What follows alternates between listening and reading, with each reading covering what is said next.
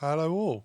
So in the last video I showed you how to make a Reese-based sound. So just going to remind you of that. Today I'm going to show you how to add a sub layer beneath that so you get really big bass sound. And you can apply this technique to literally any bass sound. And even if you're in the studio recording bass guitar, you can use a similar technique, and I'll kind of explain how it works and how you could use that with a bass guitar as well. Okay, so just to remind you, this is what we're starting with.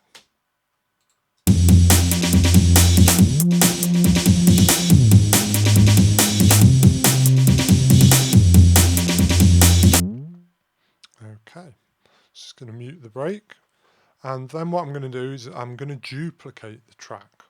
So just going to copy this over. So I'll just name the track. That one's the Reese-bass, and this one is going to be the sub. So just solo that and let's have a listen. So we've got exactly the same sound at the moment. So what we're going to do in Alchemy is we are going to turn off the second source B, and then we're going to go into the source A. I'm going to put the tuning to 0 because I want this to be exactly on the note, okay? And we're going to change the waveform to a sine wave. So now it will sound like this.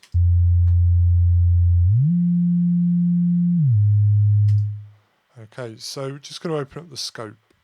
So we can see, well, the spectrum, sorry, should I say. Okay, and have a look at where the frequencies lie.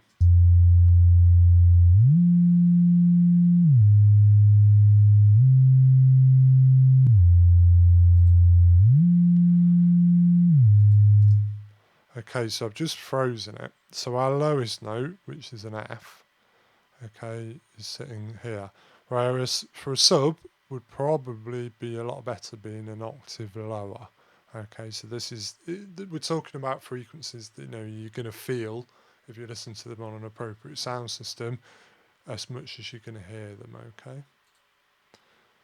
Right, so what we're going to do is we are going to pitch this down by 12 semitones. And you'll need to be listening through some headphones or speakers with a low response to be able to hear that. So let's just have a listen.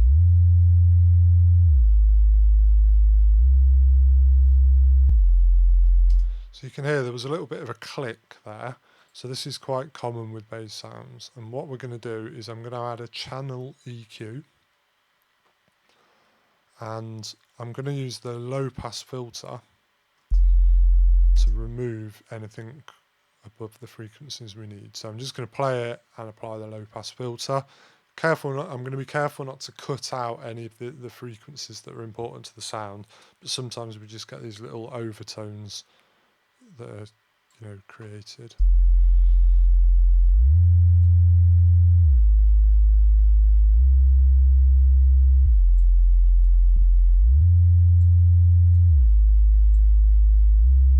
So we can see all the amplitude of our different notes is very similar. That's going to tell me I won't need to compress the sound at all or EQ it particularly either in terms of boosting any notes. One thing to be wary of actually, particularly if you're working at home in an untreated acoustic environment, is what you'll find is certain notes do boom in your room, and that's because of the resonances of the room. So sometimes it can be really helpful just to look at them visually. Okay, so if we listen to that with the break.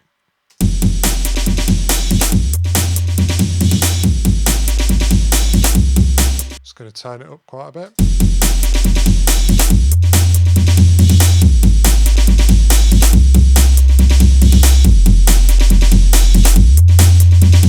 So we've got a pretty solid sub bass going on. And then I'm going to add the Reese layer back in. But what I'm also going to do is I'm going to remove any frequencies that overlap with the sub using a high pass filter. So I'm almost going to high pass it to a similar frequency that I low pass the sub to, so about 100 hertz ish.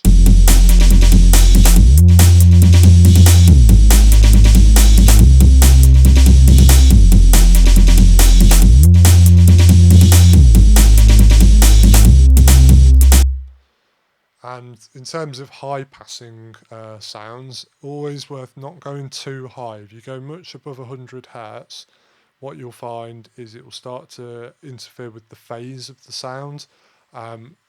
So yeah, be really careful with high passing. If you want to cut any of the frequencies above there, I'd highly recommend using a shelf, so this type of EQ, because it won't sound phasey. So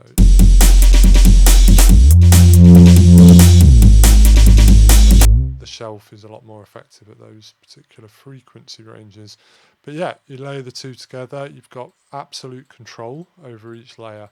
So if you were working with a bass guitar, what you could do is low pass one instance of the bass guitar. So it might be that you've DI'd it, you might want to low pass that, and it might be that you've got an amp sound that you really like.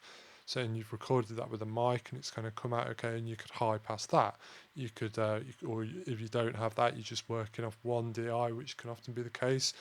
Make copies of it and have them targeting different frequency ranges, and this is how you'll get a bass to sound really good through small little speakers that won't actually transmit the sub frequencies. But if you listen to like an old Motown record on an alarm clock radio or whatever, it will still, you can still hear all the bass, and that's because of the way the bass was engineered.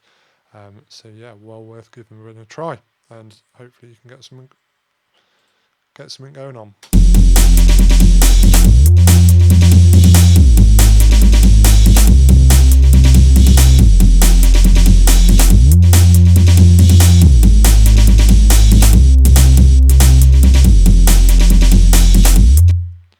Okay, thanks for listening, and I hope you found this tutorial useful.